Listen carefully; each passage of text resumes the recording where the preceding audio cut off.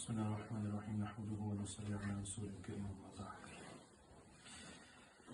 بسم الله الرحمن الرحيم. So yesterday we spoke about and read about the fara'id in fasting.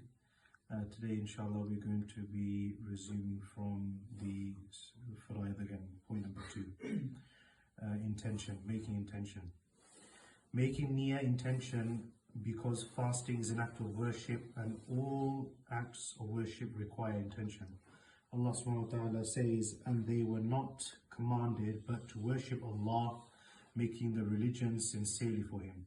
The Prophet sallallahu alaihi wasallam said, every action is based upon intention. For everyone is that which he intended. Whoever made the migration to Allah subhanahu wa ta'ala and His Prophet, then his migration is to Allah and His Prophet. Whoever's migration was for something of this world or for the purpose of marriage, then his migration was to what he migrated to. As a result of this verse and this hadith, all scholars agree that fasting, like any other act of worship, can't be valid without intention. So this is one of the reasons why Imam Bukhari rahimahullah ta'ala put this hadith at the beginning of Sahih al-Bukhari, so that we validate our intentions and we correct our intentions before doing anything. Intention, as has been explained in the book of Salah, is an act of the heart. One does not need to utter anything verbally. There are 2 timings for making intention on the types of fast. In the fasting of qada, kafara, and vows of unspecified days, one must make intention before the dawn.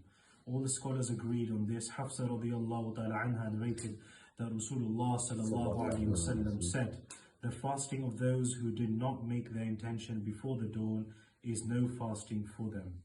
The obligatory fasts of Ramadan, vows of fasting on specific days, and all sunnah and nafil fasting. One can make intention any time from the night until before the zawal midday, when the sun begins to decline. Aisha radiyallahu ta'ala anha narrated that the Prophet sallallahu alaihi wasallam used to come to me in the day and ask, do you have something to eat? I would say, no. Then he would say, then I am fasting. Darda radiyallahu ta'ala anha narrates, Abu Darda radiyallahu ta'ala anhu would ask, do you have food? If we said no, he would reply, then I am fasting. The same was the practice of Abu Talha, Abu Hurairah radiyallahu ta'ala anhu, Abdullah ibn Abbas, and Hudayfa radiyallahu ta'ala anhu. I dare to ask, if we didn't have food at the time of iftar, what would our situation be? But let us at this point pray to Allah that Allah give us sabr, inshallah, in these blessed days. Those places where the days or nights are very long.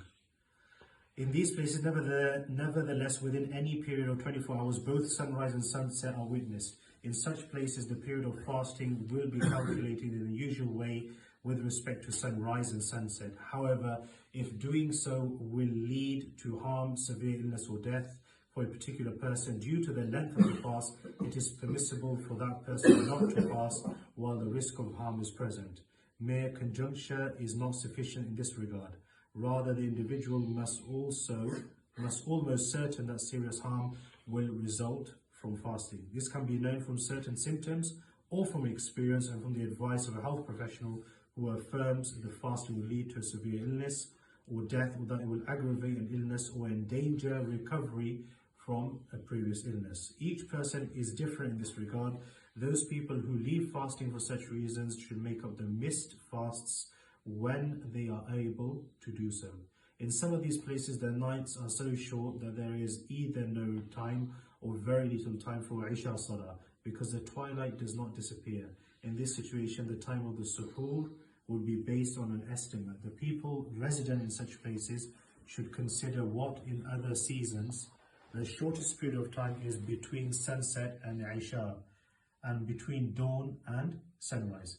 That shortest period should be taken as the norm for the reason when the twilight does not disappear. In the United Kingdom, for example, if the shortest period became sunset and Isha is done 1¼ hours, and the shortest period between dawn and sunrise is 1½ hours, then people should pray Isha and Taraweeh in the difficult summer months 1¼ hours after sunset, and then they should finish the suhoor 1.5 hours before sunrise. So for those who have studied the Hanafi fiqh with great detail among the students of the Hanafi school of thought, one thing that you do find, especially in the UK and some other countries at a more extreme level, is that there is no actual time for Isha. Sorry, not Isha. Isha. So Maghrib will take place and there is no, physically, you can't see the time for Isha due to whatever difficulties. For that reasons, a lot of the ulama in recent decades and recent years have devised a method as read just now as 1.25 or 1.5 hours to ensure that there's a difference between Salatul Maghrib and Salatul Isha. So sometimes you will find these scenarios in Greenland or some other countries. These issues appear as well. So the question is, how do the ulama, how do the scholars then judge the times of the salah? How do they make the salah? But these are again issues related to fiqh, theology. The main